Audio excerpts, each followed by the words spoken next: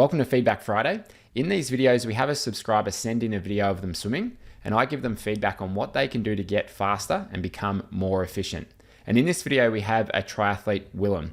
He's been living in a van solo for the last 460 odd days, and his goal is to complete a full distance Ironman, having to learn how to swim, bike, and run from scratch. So if you're a triathlete looking to do your first swim, or you're trying to teach yourself to swim, this video will be of help for you.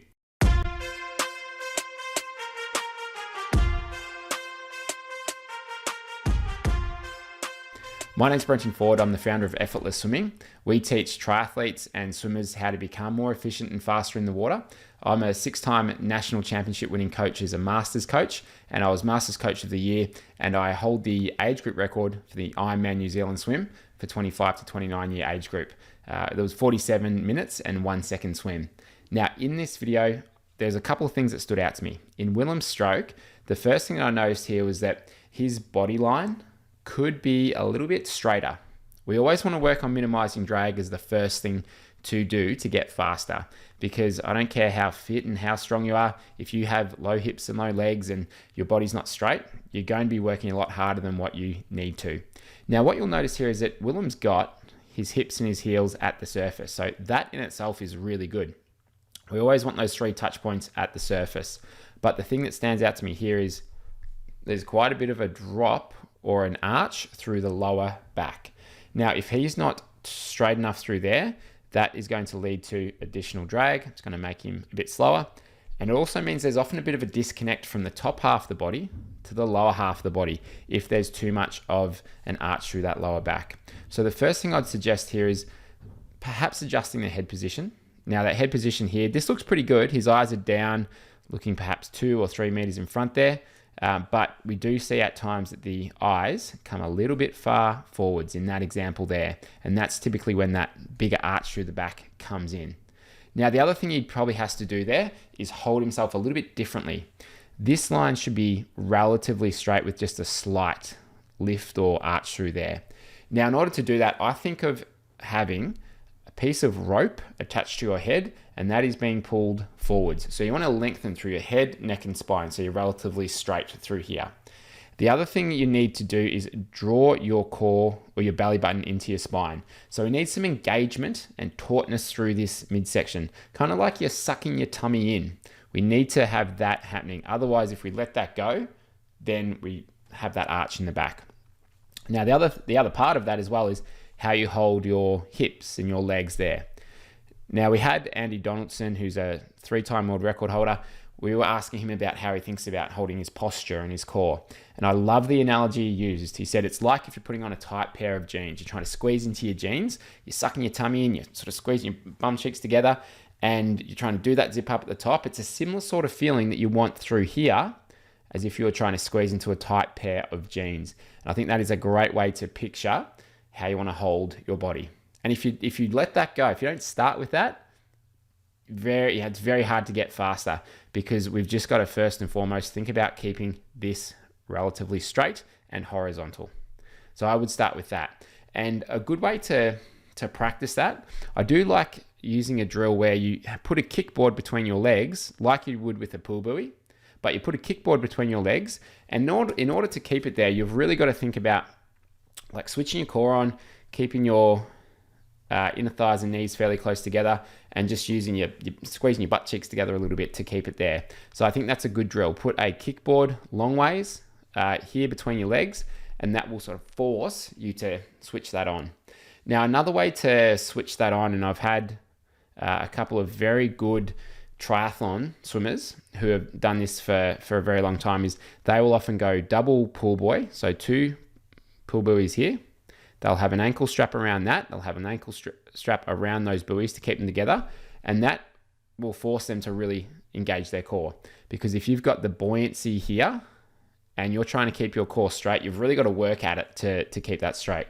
So there's 2 ways that you can use, or 2 ways you can use to get straighter and better aligned and switch that core on. And the thing is, in the water, we just don't have that stability. On the ground, we're obviously grounded, whereas in the water, we can feel like we're flopping around all over the place sometimes. So it does take time to get that balance and stability in the stroke, But there are a number of ways that you can train that and you can fast track it aside from just swimming. And they're two really good ways to do it. Now, the other thing that I was looking at here was with his kick. The kick is a pretty good size most of the time. So I like to think about kicking in the bucket. So you've got a bucket that's a little bit wider than your body line. That's generally pretty good. Sometimes the kick might just drift down a little bit too far below the body line. We don't want it to come too far below this line. A little bit's okay, but too much and you're going to be slowing yourself down. And you can see like there, here a little bit as well, just coming down a bit below that body line. So again, that engagement through here will help with it. Now, the next thing that we will typically look at there is the rotation. So side to side, we want to make sure we're rotating because there's a lot of power that you can tap into through your hips and through your shoulders. And that rotation is typically 30 to 40 degrees. Good rotation is usually around that sort of range, 30 or 40 degrees if we measure it from the front. We do see some swimmers go a bit further than that, but most of the time I like to get them in that 30 to 40 degree range. That's good rotation. You can see he's within that 30 to 40 range and fairly similar here, maybe a little bit more when he takes that breath. So overall, pretty good with rotation, probably over rotates a little bit on that breathing side. Now, the other thing that really stood out to me here, if we're thinking about how can you get faster, the propulsion comes primarily from what your arms are doing and how you combine that with your rotation and with your kick. Now, what your arms are doing is from here, so from the entry through to the reach, and then the propulsive part is really what's happening in this part of the stroke. But it helps if you get the first part right. If we zoom in here, have a look at Willem's entry. He enters well, so he's going fingers first there, so entering fingers first. Now, as he extends forward, just have a look at what happens with his fingers and his wrist. You'll notice that at that point there, he's got his fingers above his wrist, wrist above his elbow. So he's just dropping the elbow and dropping the wrist a bit in that reach phase of the stroke. Now, the thing is, if your fingers are higher than your wrist, you cannot effectively press back against the water. You've got to get your fingers to be slightly below your wrist. And ultimately, as we go through that, the fingers have to be below the elbow to be pressing back on the water. And this is a little bit more pronounced on other strokes. So that one there, you can see how high that hand is. Now, it might not look like much, but that can create a hell of a lot of drag on that underside of the arm. Sometimes it can put a bit of strain on people's shoulders as well. So if you have any shoulder issues, just check, are you drifting up too high? Because that is a big cause of often some shoulder pain when people swim. And you can see on this hand, it comes up a bit on that right one, and certainly that one as well. Now, what does he have to do to correct it? There's a drill that I really like. I just call it kickboard entry drill. It's a one-arm freestyle drill where you hold the back of a kickboard and you're doing a one-arm freestyle drill. And that can force you to enter, have to go forwards, because if you drift up too much, you're going to probably hit that kickboard out in front. So I think that one-arm kickboard drill or entry drill with kickboard is a good way to help correct it. And more than anything, he's probably going to have to enter, go forwards, and just feel like he's going pretty deep compared to what he's used to doing. So that deeper reach and extension will probably feel exaggerated, but it won't be. So often he'll just have to really exaggerate that change. Now, we always want to start with that because it's very hard to then go from here into a good catch position, because we're just starting from somewhere that's really hard to make that transition to a good catch. Now, when I'm talking about the catch, I'm talking about this movement from here to here. So if you hear me talking about the catch or your coach talking about it, they're usually talking about from when you start out here down to there. This is what we call your catch. I like to think of that as the setup phase of your stroke. So this is where we're going to really set ourselves up in a position where we've got a lot of surface area, a really big paddle to work with, to then move that through and drive it past the hip. Now, from this position here, our goal is to get what we call a high elbow catch. And that doesn't mean your elbow's at the surface. If we draw a line from your shoulder to your fingertips, a high elbow catch would typically mean, is that elbow above or below that line? You'll see with Willem, that elbow's below the line. So that's what we consider a bit of a dropped elbow catch position compared to a high elbow. Now, a high elbow catch would look a little bit like this, or you can see it in this video here. This still shot. This is what a high elbow catch looks like. And the biggest difference between these two positions here is that you're going to have a lot more surface area to work with if your arm's where that green line is, because you're going to have your upper arm a little bit pressing back, but this part, your hand and forearm, that's your big paddle. That's the primary thing that's going to help move you forwards. So if we can get that angled in a more backwards direction, that's what's really going to help you go forwards. Now, when we tend to drop the elbow like this here, you can see that the hand and forearm's more pressing down rather than pressing back. So that's why we want to make that transition. So the two things that I look to do here, from this position down to here, we want to try and get the fingers to point down. First of all, that's got to be the first thing. So fingers pointing down. Now he does that, that's good. He gets the fingers pointing down at that point. The other thing we need to do is get the elbow to bend a little bit, to hinge at the elbow a little bit through there. Now you'll see that his elbow begins to pull back along with his hand as he's going through it. So the elbow and the hand all goes together.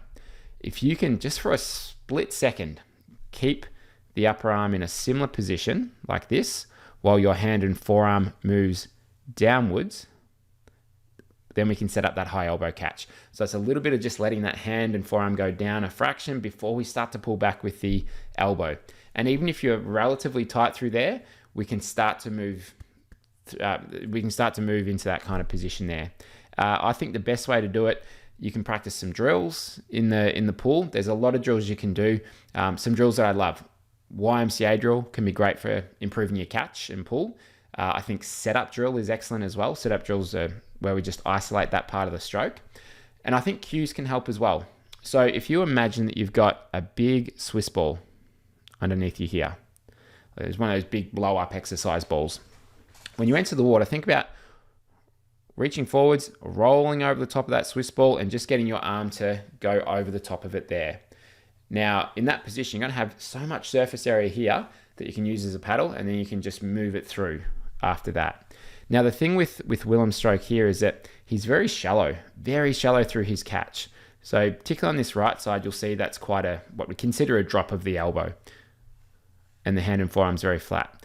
But the thing is, for him to be able to get a high elbow catch from there, if his hand stayed at this depth, it'd be a very extreme position. That would be very uncomfortable because it'd be up here. So for him to actually get a better catch with both arms, he's going to have to go a lot deeper. So it will feel like his hand is quite deep when he makes that change. For example, his fingertips would probably be around about here. His upper arm should be here, hand and forearm down there. So I'd want to see him reaching forwards, pretending like he's rolling over the top of that Swiss ball and going down pretty deep compared to what he's doing right there, in order to just get that nice big paddle to work with. Then he can drive that down and past the hip after that. So he's going to feel very deep. And he might even fatigue quicker initially as he's doing that, because if you are moving through a good catch and a good pull, you'll typically feel it a bit through your lats, a little bit through the back of the shoulder here as well. You'll usually find you start to fatigue and get a bit sore through there. That's a good sign that you're making a change. If you're feeling it through the front of your shoulder here, if you're feeling it through right through here, then you may not be using the right muscles. So a good part of it through the lats and just through the back of the shoulder here is where we'll typically start to feel it when you're doing it right. So if I was Willem, I would focus on those two things. I would start with being straighter, and then I would really just work on cleaner entry and reach out in front so he's not drifting up, and then working on going deeper through the catch so he can set up some of those ideal catch positions. And if you haven't been through our 5-day catch challenge, I'll put the link below. That's our step-by-step way of developing and improving your catch. So if you feel like you get very little propulsion from your stroke, that would be the one to go through. If you think for you there's some other things you need to work on, check out the 8-week Faster Freestyle course. That covers everything in the stroke, and that's a really good one just to go step by step, but through each part of the freestyle stroke. If you are looking to improve your stroke even more and become more efficient, check out this video above about the 3 ways to swim faster and stay relaxed as you do it.